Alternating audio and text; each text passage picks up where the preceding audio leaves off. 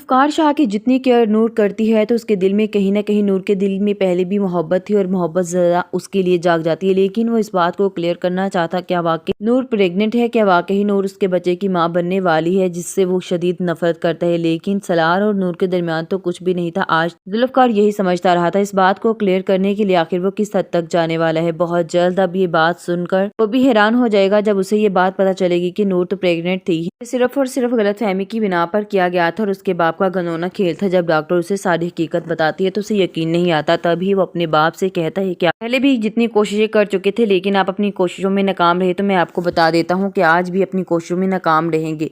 मुझे पता चल चुका है कि नूर के किरदार पर आपने इतना घटिया इल्ज़ाम लगाने की कोशिश की, लेकिन बहुत हैरान हूँ मैं कि आप इतना घटिया इल्ज़ाम भी लगा सकते हैं। मुझे बहुत हैरत हो रही है, आप आखिर किस हद तक गिरेंगे। ये बात सुनकर इफ्तिखार शाह कहता है कि देखो, तुम बहुत गलत कर रहे हो, अभी भी वक्त है कि तुम मारिया के साथ शादी कर लो तो तुम्हारी ज़िंदगी संवर जाएगी। आखिर वो अपने बाप की इकलौती बेटी है और जितनी भी जायदाद और बिजनेस है वो सिर्फ मारिया का है। तुम इस बात को क्यों नहीं समझ रहे? तुम्हारे दिमाग में अकल ही नहीं।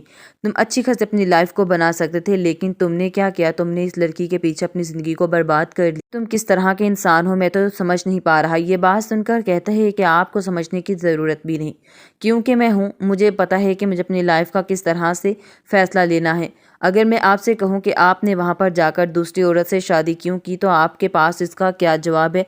ये बात सुनकर वहां पर बहुत ज़्यादा वो खामोश हो जाता है और कहता है कि बस तुमसे ये बातें करवा लो, इसके अलावा और तुम्हें कोई बात भी आती है क्या? ये बात सुनकर कहता है कि यही तो बात है कि जो बात मैं आपसे पूछ रहा हूँ आपके पास उसका जवाब नहीं और ना ही आप इसका जवाब देना चाहते हैं। मैं जानता हूँ ये बात बहुत अच्छे तरीके से कि ये बात आपको बहुत ज़्यादा तकलीफ़ देती है, लेकिन यहाँ पर मैं आपको बताना चाहता हूँ कि आज के बाद